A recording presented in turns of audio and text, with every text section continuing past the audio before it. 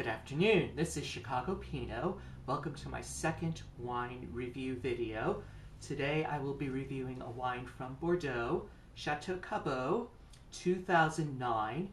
And this is one of many introductions new to the market of the 2009 vintage.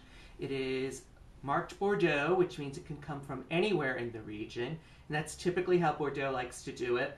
They like to bring in the generic, could come from anywhere in the region wines first, and the classified ones are probably going to be sitting in the barrel for another year or two before they hit the market.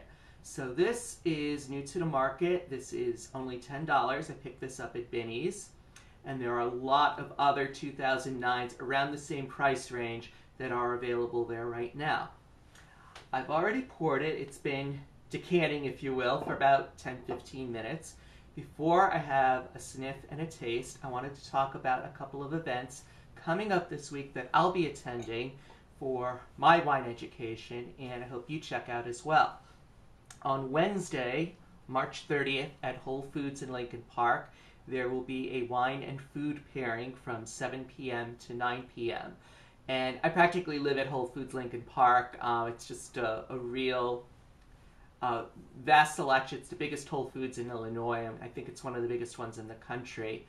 And they have a great wine team there, and I'm really interested in listening to a couple of them explain the ins and outs of wine and food pairing. And the next night, the 31st, 6:30 p.m., there's still tickets for this, at the Binny's, just about a 5-minute walk away from the Whole Foods. There'll be a tasting of Portuguese wines with winemaker Bruno Prats. It's been a while since I've had any Portuguese wines, and I'm not familiar with this particular winemaker, but it's always a treat when a winemaker visits our market to talk about the wines that he or she has created. I think you learn so much more that way, and learn about what he or she had to struggle with to create a particular wine from a given vintage. So that's this week, and right now, let's talk about this wine. Not familiar with this at all. Just picked it up on a lark yesterday. Like I said, it was only about $10, and it's really my first introduction to the 2009 vintage. This is a blend of 90% Merlot and 10% Cabernet Franc. So I'm going to be tasting it and give you my initial impressions based on our friend the WSET scoring guide, and then I'll be sharing it with dinner tonight, and I'll have a few more comments about the wine later this week on my blog. So let's check out this wine. Beautiful color, beautiful deep ruby color. Gonna get real close there. Give it a sniff. Not the strongest nose. Getting a little plum and a little violet. Give it a little swirl here. And we'll see what we come up with.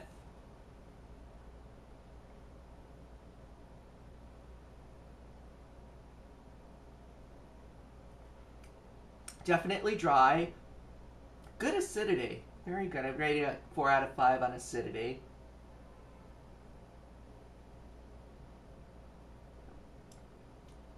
There's some good tannins here. I'm not sure this would be one to store for a year or two, but there's a little bit of a bite, a little bit more on the acidity though. The acidity's a little bit stronger than the tannin so far.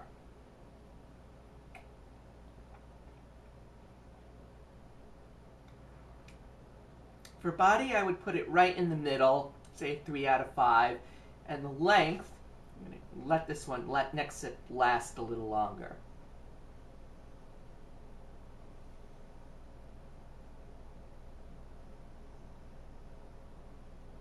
Rolling it around, trying to have it hit everything. Pretty decent length, maybe 3.5 length.